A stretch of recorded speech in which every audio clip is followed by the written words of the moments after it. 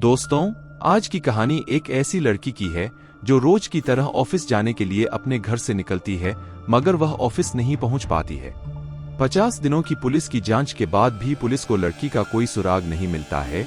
मगर फिर एक दिन पुलिस वालों को जांच के क्रम में एक गाड़ी के अंदर एक बूंद खून बरामद होता है और इस एक बूंद खून से पुलिस को गायब हुई लड़की से जुड़े सभी सवालों के जवाब मिल जाते हैं। तो आखिर कैसे एक बूंद खून से गायब हुई लड़की के रहस्य का खुलासा होता है, जानने के लिए इस वीडियो में आखिर तक बने रहें। यकीन मानिए, जब आप पूरी कहानी और इस कहानी के पीछे की पूरी साजिश के बारे में जानेंगे तो शॉक रह जाएंगे। कहानी में आगे बढ़ने से पहले जल्दी से स्कैरी जोन चैनल को सब्सक्राइब कर लीजिए। दोस्तों, यह कहानी मुंबई की रहने वाली कीर्ति व्यास नाम की लड़की की है। 28 साल की कीर्ति मुंबई के ग्रांड रोड स्थित भारत नगर रेजिडेंस में अपने परिवार वालों के साथ रहा करती थी। पढ़ाई खत्म करने के बाद कीर्ति ने मुंबई के अंधेरी वेस्ट स्थित मशहूर ब्यूटी ब्लंट सैलून में काम करना शुरू कर दिया था। यहाँ कीर्ति फाइनेंस डिपार्टमेंट में काम करती थी। रोज की तरह ऑफिस जाने के लिए 16 मार्च 2018 को भी कीर्ति सुबह के 9 बजे अपने घर से निकलती हैं और वहां पर पहले से गाड़ी लेकर इंतजार कर रहे 2 दोस्तों के साथ ऑफिस की ओर निकल जाती है। कीर्ति के घर वाले भी अपने अपने काम में बिजी हो जाते हैं। अभी दिन के लगभग 11:30 बज रहे थे, तभी कीर्ति की मां घर के वाईफाई का पासवर्ड पूछने के लिए कीर्ति को फोन करती है। पिछली रात ही कीर्ति ने घर के वाईफाई का पासवर्ड बदला था। कई प्रयासों के बावजूद कीर्ति की मां कीर्ति से संपर्क नहीं कर पाती हैं, क्योंकि कीर्ति के दोनों मोबाइल लगातार स्विच ऑफ आ रहे थे। कीर्ति की मां को लगता है कि शायद कीर्ति काम में बिजी होगी, इसलिए उसने मोबाइल स्विच ऑफ कर लिया है। इसलिए वह भी कीर्ति को फोन करना छोड़ देती हैं और अपने काम में लग जाती है। अब शाम हो चली थी। कीर्ति के ऑफिस से वापस आने का समय हो चुका था, मगर वह समय पर ऑफिस से वापस नहीं आती है। जब समय कुछ ज्यादा हो जाता है तो परिवार वालों को कीर्ति की चिंता सताने लगती है और वह अब कीर्ति के ऑफिस में फोन करके कीर्ति के बारे में पता करते हैं। यहाँ से उन्हें चौंकाने वाला जवाब मिलता है। ऑफिस वाले बताते हैं कि आज तो कीर्ति काम पर आई ही नहीं है, बल्कि लगातार उसका मोबाइल भी स्विच ऑफ आ रहा है। इस जानकारी के बाद घरवाले बहुत ज्यादा परेशान हो जाते हैं और अब वह कीर्ति के कुछ करीबी दोस्तों से फोन करके कीर्ति के बारे में जानकारी लेने की कोशिश करने लगते हैं। लगभग सभी दोस्त यही जवाब देते हैं कि कीर्ति से आखिरी बार उनकी बात पिछली रात ही हुई थी। अब घर वाले परेशान होकर आसपास कीर्ति को ढूंढने निकल जाते हैं। काफी कोशिशों के बाद भी कीर्ति का कहीं अता पता नहीं चलता है। यहाँ तक कि पूरी रात बीत जाती है, मगर कीर्ति घर वापस नहीं आती है। अगले दिन थक हारकर कीर्ति के घर वाले डीबी रोड पुलिस स्टेशन जाकर कीर्ति की गुमशुदगी की रिपोर्ट दर्ज करवाते हैं। मामला दर्ज करने के बाद पुलिस वाले कीर्ति के ऑफिस जाकर जांच पड़ताल करते हैं और कीर्ति के बारे में जानकारी इकट्ठा करते हैं। इसके अलावा कीर्ति के दोस्तों से भी पूछताछ की जाती है। इसी पूछताछ में कीर्ति के 2 दोस्त सिद्धेश तमंकर और खुशी सहजवानी पुलिस को बताते हैं कि जिस दिन कीर्ति गायब हुई थी उसी सुबह कीर्ति इन दोनों की ही कार में ऑफिस के लिए निकली थी। मगर रास्ते में कीर्ति ने उनसे कहा कि वह उन्हें ग्रांड रोड स्टेशन पर ही ड्रॉप कर दें, क्योंकि यहाँ पर किसी से उसे मिलना है। यहाँ से वह ट्रेन से ऑफिस चली जाएगी। इन दोनों दोस्तों के बयान की पुष्टि करने के लिए पुलिस वाले अब कीर्ति के घर के बाहर लगे सीसीटीवी फुटेज को खंगालना शुरू करते हैं। तो सीसीटीवी में साफ नजर आता है कि 9 बजे के आसपास 16 मार्च 2018 की सुबह कीर्ति अपने घर से उतरती है। वहां से सिद्धेश और खुशी पहले से अपनी कार लिए खड़े थे। इसी कार में कीर्ति बैठती है और फिर कार आगे की तरफ बढ़ जाती है। क्योंकि आखिरी बार कीर्ति को सिद्धेश तमंकर और खुशी सहजवानी के साथ देखा गया था, इसलिए पुलिस इन दोनों को इन्वेस्टिगेशन टीम का हिस्सा बनने को कहती है और इन दोनों से कीर्ति से जुड़ी छोटी से छोटी जानकारी और 16 मार्च 2018 को घटित एक चीज बताने को कहती है। यह दोनों पुलिस की जांच में पूरा सहयोग करते हैं, क्योंकि कीर्ति को आखिरी बार सिद्धेश और खुशी के साथ ही देखा गया था। इसलिए लोगों को शक होता है कि शायद इन दोनों ने ही कीर्ति के साथ कुछ गलत किया है। मगर कई दिनों की पुलिसिया जांच में यह दोनों बेगुनाह पाए जाते हैं। इतना ही नहीं, सिद्धेश और खुशी लगातार पुलिस को जांच में सहयोग भी करते रहते हैं। इसके अलावा दोनों फेसबुक और ट्विटर जैसे कृति की तलाश के लिए कैंपिंग भी चलवाते हैं। पुलिस के नजर में 2 लोग थे और वो दोनों बेगुनाह साबित हो चुके थे। अब पुलिस के सामने यह चुनौती थी कि दिन बीतते जा रहे थे और कृति का कोई अता पता नहीं चल पाता है। यह मामला धीरे धीरे देश भर में फैलने लगा था। कृति जिस ब्यूटी ब्लेंड सैलून में काम कर रही थी वह मशहूर बॉलीवुड एक्टर अख्तर की एक्स वाइफ का ही था। जब कीर्ति का कुछ दिनों तक कुछ अता पता नहीं चलता है तो कीर्ति के दोस्तों और ऑफिस वालों के अलावा फरहान अख्तर खुद ही ट्विटर पर एक कीर्ति के लिए पोस्ट डालते हैं। गंभीर बन चुके इस केस में कई दिनों तक पुलिस नाकाम रहती है तो यह केस मुंबई क्राइम ब्रांच को हवाले कर दिया जाता है। 5 अप्रैल 2018 को क्राइम ब्रांच ने कीर्ति का केस अपने हाथों में ले लिया और जांच शुरू करती है। जांच शुरू करते ही एक बार फिर से सभी सस्पेक्ट और आखिरी समय में कीर्ति के आसपास दिखे लोगों को जांच के लिए बुलाया जाता है और उन सभी से लंबी पूछताछ शुरू होती है। सीसीटीवी फुटेज के मुताबिक कीर्ति आखिरी बार सिद्धेश तमंकर और खुशी सहजवानी के साथ दिखी थी, इसलिए क्राइम ब्रांच की टीम भी इन दोनों को ही सस्पेक्ट मानते हुए अपनी जांच आगे बढ़ाती है। क्राइम ब्रांच के सामने भी सिद्धेश तमंकर और खुशी सहजवानी कहते हैं कि सुबह 9 बजे के आसपास इन दोनों ने अपनी कार में कीर्ति को लिफ्ट दी थी और वह उन्हें लेकर ऑफिस की तरफ बढ़ रहे थे, मगर ग्रांड रोड स्टेशन के करीब पहुंचकर कीर्ति कार से उतर गई थी।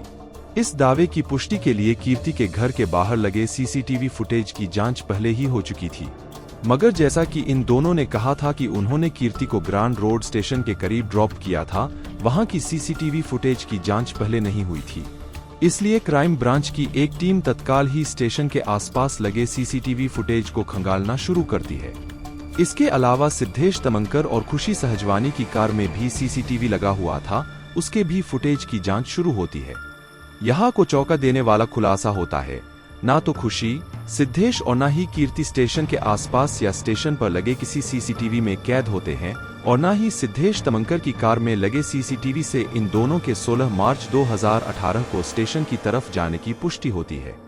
जब इस बारे में सिद्धेश और खुशी से पूछा जाता है कि तुमने तो बताया था कि तुम दोनों ने कीर्ति को ग्रांड रोड स्टेशन पर ड्रॉप किया था, जबकि सीसीटीवी के मुताबिक तुम लोग वहां गए ही नहीं थे, तो इस पर सिद्धेश और खुशी पुलिस वालों से कहते हैं कि दरअसल पहले कीर्ति ने उनसे कहा था कि मुझे स्टेशन तक छोड़ दो, मगर रास्ते में कीर्ति ने नवजीवन सोसाइटी के पास ही उतरने के लिए कह दिया। इस कारण वह ग्रांड रोड स्टेशन तक नहीं पहुँच पाए, क्योंकि दोनों क्राइम सस्पेक्ट ने कई बार अपना बयान बदल दिया था, इसलिए पुलिस वालों को शक होने लगता है और इन दोनों पर कड़ी नजर रखी जाने लगती है। इसके अलावा उनके फोन रिकॉर्ड्स की भी जांच की जाती है, मगर कहीं से कुछ भी संदिग्ध नहीं मिलता है और यह दोनों आजाद घूमते रहते हैं। अब कीर्ति को गायब हुए लगभग 50 दिन से ज्यादा हो चुके थे, मगर कहीं भी कीर्ति का अता पता नहीं था। ऐसा लगने लगा था कि शायद कीर्ति के बारे में कहीं कुछ पता नहीं चलेगा, मगर तभी पुलिस को एक ऐसी फॉरेंसिक रिपोर्ट मिलती है जिससे केस का पूरा रुख ही बदल जाता है। दरअसल जिस कार से आखिरी बार यानी 16 मार्च 2018 को कीर्ति, सिद्धेश और खुशी सहजवानी ऑफिस की ओर निकलते थे, उस कार को शुरू में ही पुलिस वाले फॉरेंसिक जांच के लिए फॉरेंसिक लैब में भेज देते हैं। जब फॉरेंसिक लैब की रिपोर्ट आती है तो उसमें कहा जाता है कि कार की डिक्की में से खून की एक बूंद बरामद की गई थी।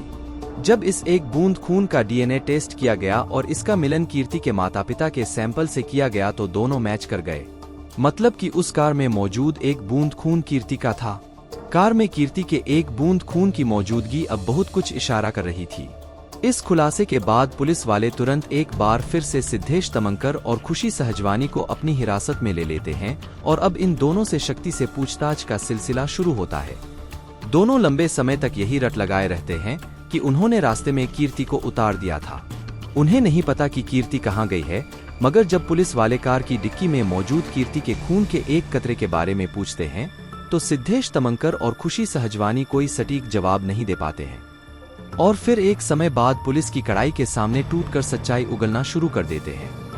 ये सच्चाई रूह कपा देने वाली थी। दरअसल बी ब्लंट में कीर्ति फाई मैनेजर के तौर पर काम कर रही थी, जबकि यहीं पर खुशी सहजवानी कीर्ति की जूनियर के तौर पर काम करती थी और सिद्धेश तमंकर अकाउंट एग्जीक्यूटिव के तौर पर काम कर रहा था। सिद्धेश तमंकर यहाँ लंबे समय से काम कर रहा था और इसका परफॉर्मेंस भी ठीक ठाक था, मगर पिछले कुछ महीनों से वह टारगेट अचीव करने में नाकाम हो रहा था। इसके अलावा उसके काम में भी लगातार गड़बड़ी आ रही थी। इस कारण कीर्ति सिद्धेश तमंकर को एक नोटिस जारी कर देती हैं और उसे कहती हैं कि 16 मार्च 2018 तक या तो अपना परफॉर्मेंस सुधार ले, नहीं तो उसकी नौकरी चली जाएगी। इस नोटिस के बारे में 28 साल का सिद्धेश तमंकर अपने साथ काम करने वाली 42 साल की खुशी सहजवानी को भी बताता है। दरअसल खुशी सहजवानी पहले से शादीशुदा थी, मगर ऑफिस में वह सिद्धेश तमंकर के साथ रिलेशनशिप में आ जाती है।